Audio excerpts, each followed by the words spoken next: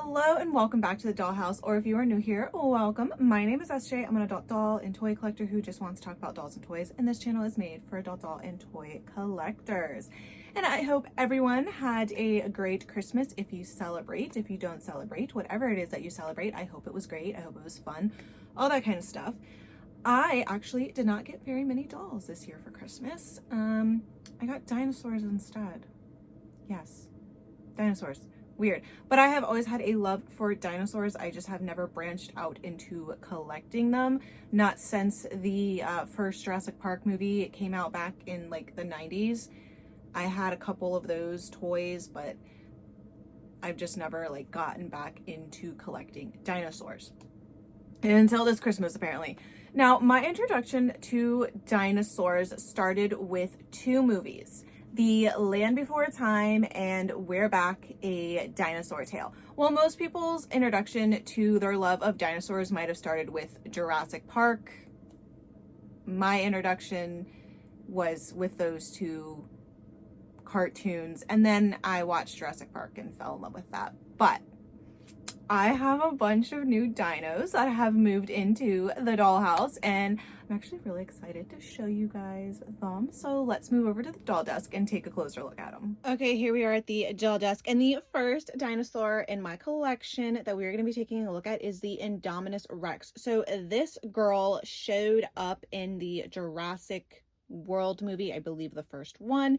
And this was actually not a real dinosaur. This was all like created by the scientists. They used T-Rex DNA, I believe, raptor DNA, cuttlefish DNA to help with its growth, when really all that ended up doing was helping it to camouflage. And that camouflage helped it to kill a bunch of people. Fun times. But she is beautiful. I love her. The sculpting is what gets me on these dinosaur toys, because while I have the ones way back in the day in the 90s, I don't believe they had this great of sculpting, shading, all of that. Now, all of these that I'm about to show you are made by Mattel, and Mattel is doing an amazing job. At one point, Hasbro was making them. Weren't doing that great of a job, but here is her face and her little eyeballs right there. I love the teeth. I love how they just like overlap like that. And I did give this one a necklace, because why not? You gotta accessorize when you're living in the dollhouse. And these little spikes that are up here on the neck are actually not hard. They're a very moldable type of plastic, so that's nice. And then the tail, which is kind of like on a ball joint. So, oh wait, no, just kidding. This one's not on a ball joint. My bad. My bad. But you can turn it, because when you turn it, she turns her head. And then there is a button right here on the tail that you press. There you go. Yes. She makes all kinds of noise, and she does light up green because it's supposed to be like the camouflage aspect to her. But here you can just see all the molding on her back and everything. As far as articulation, I showed you like the head, you can move it and stuff like that when you move the tail, but we do have articulation in the arms.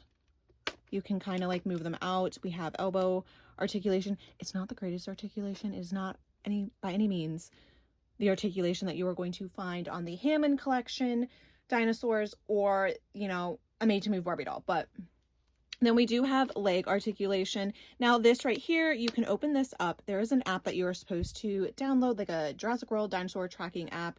You scan that and it shows you the dinosaur in the app, and you can learn some fun facts about it.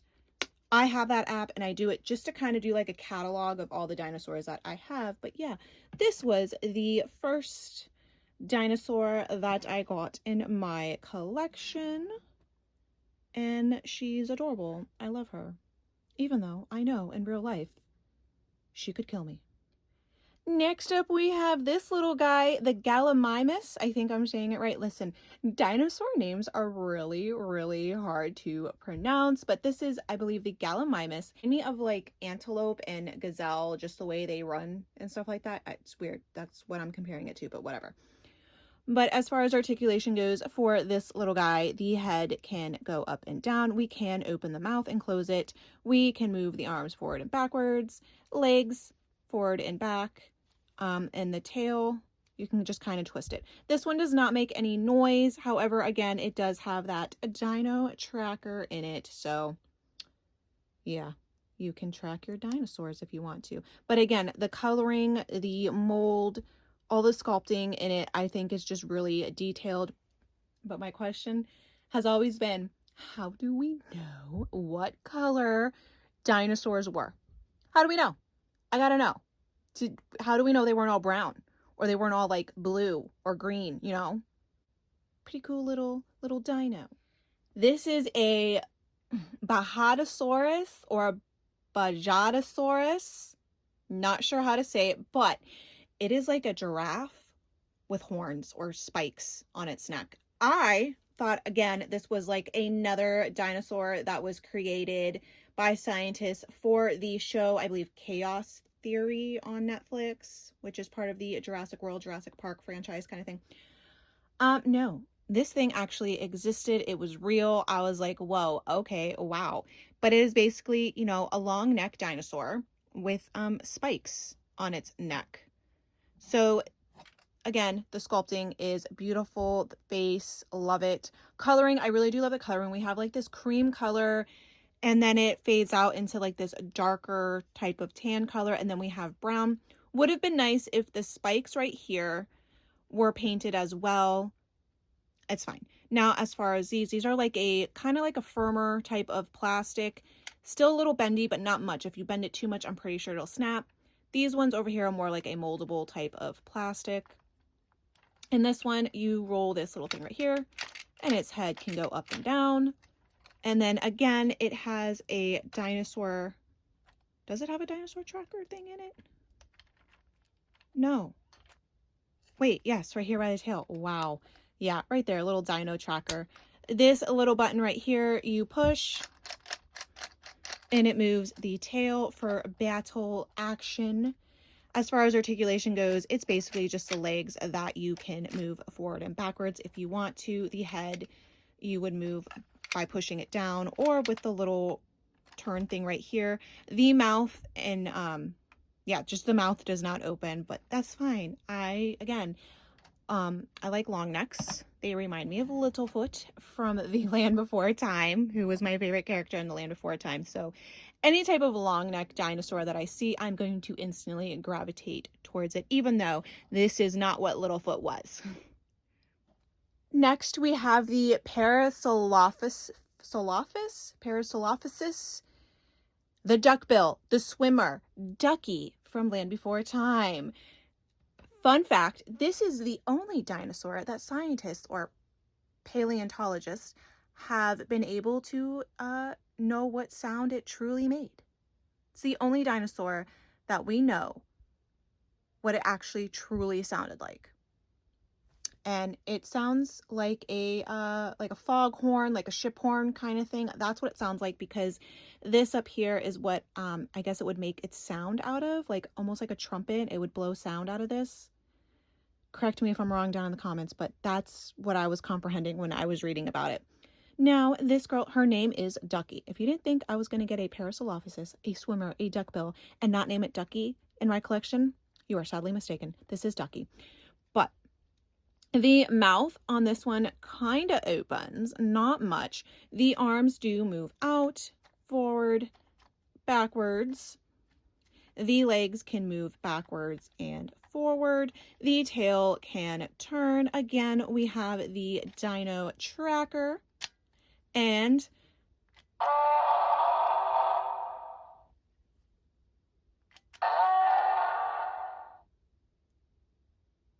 it lights up red too.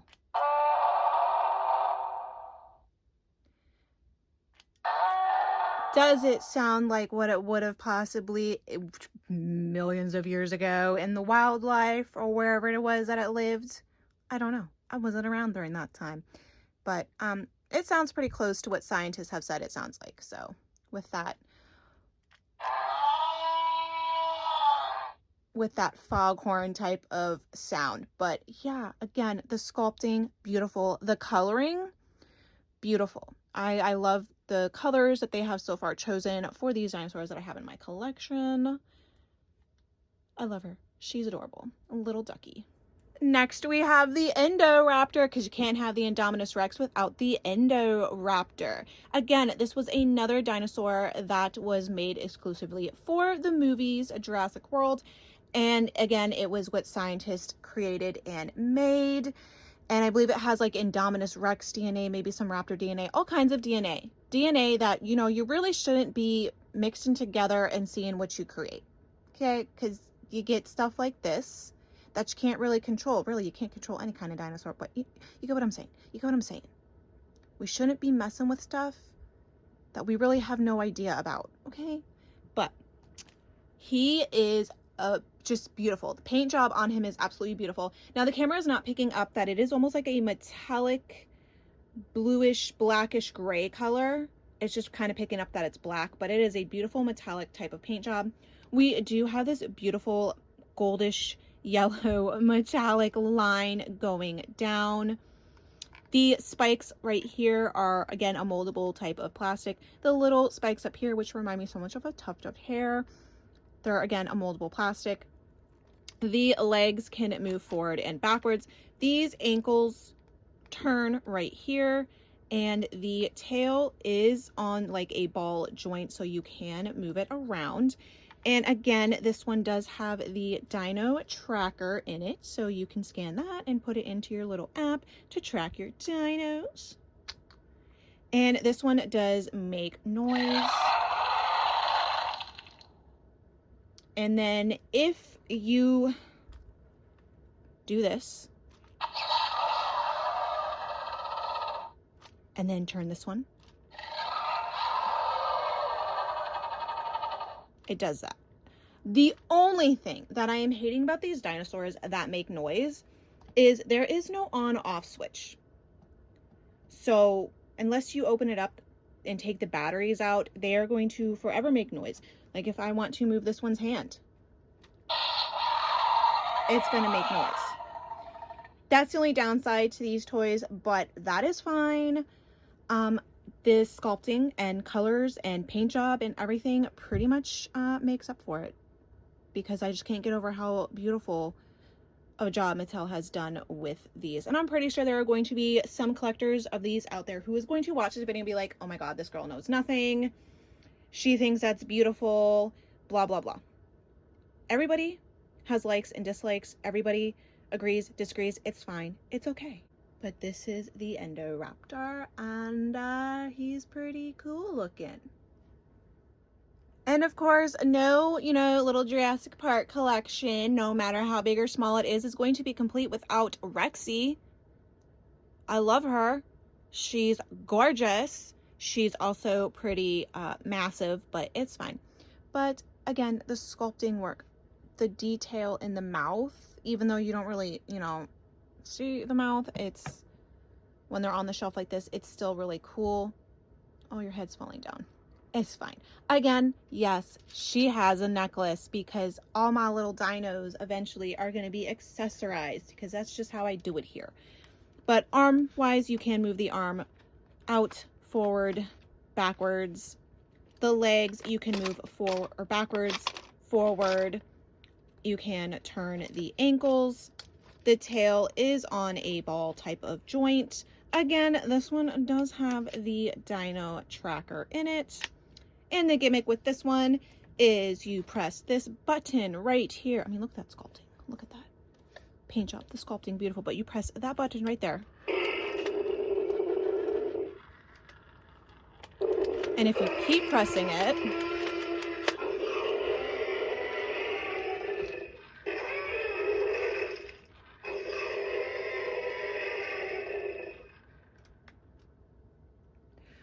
pretty neat figure. I love it. And I love, like, I think it's called All Out Attack Tyrannosaurus Rex, because you just keep pressing that button and they pretty much keeps attacking. But this is Rexy. I love her.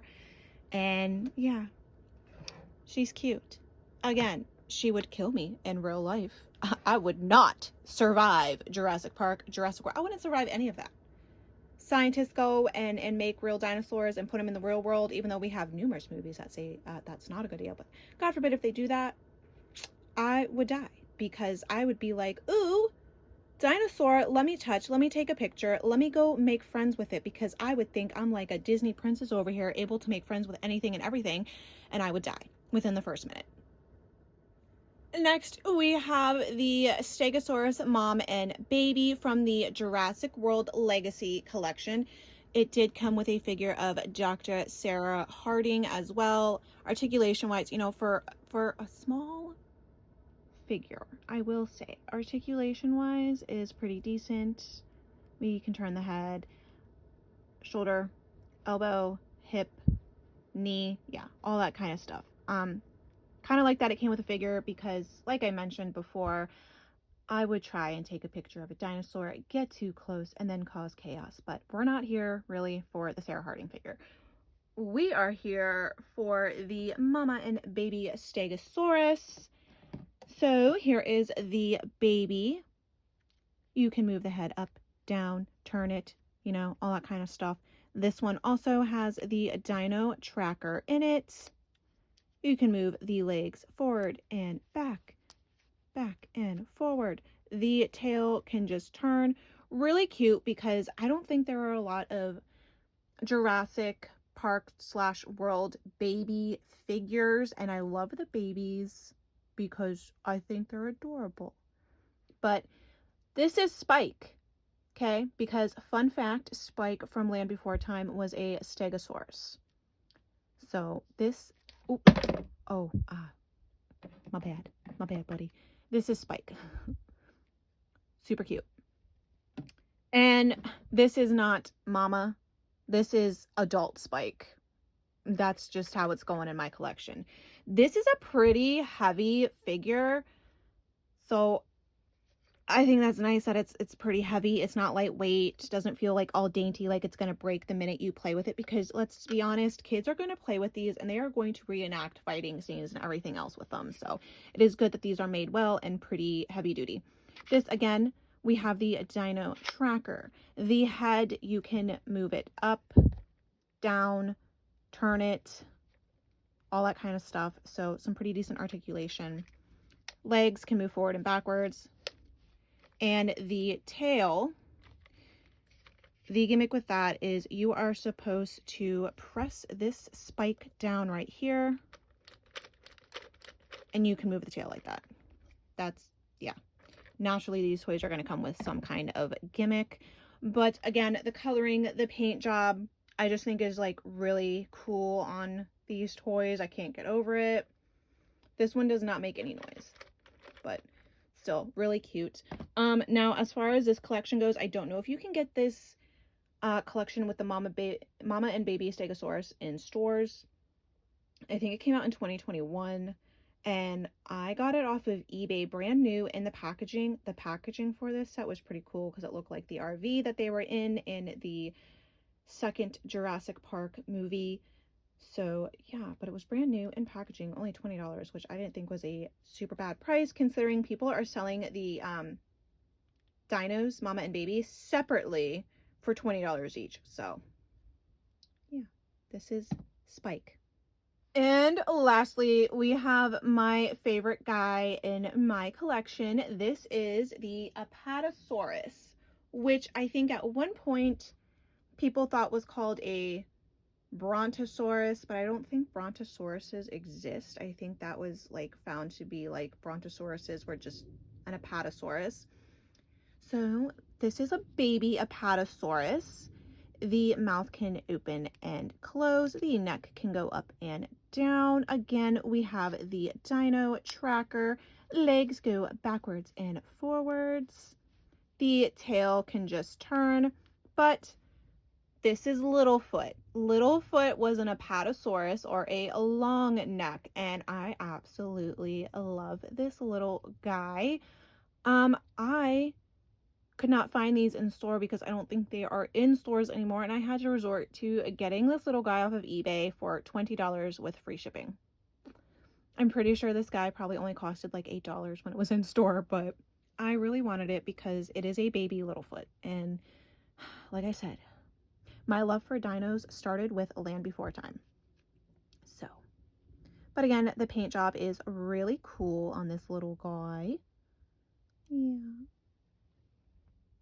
And that was my little mini dino collection. They are up here on top of my bookshelves. It might not be a big collection, but every collection has to start somewhere. And I'm just really glad that, you know, I took the leap to start collecting dinosaurs again, as it is one of my interests. I don't know why I was just so afraid to do it to begin with, but whatever. Whatever, here we are with all my little dinos. Let me know down in the comments which one of these figures is your favorite. Do you have any dino figures? And what is your favorite dinosaur? Because while I like, you know, long necks and stuff like that, my actual favorite dinosaur is an iguanodon. Not that you care, not that you asked, but you know what? I'm gonna ask you, what's your favorite dinosaur? I hope to see you in the next video, all that kind of stuff. Love you, and bye.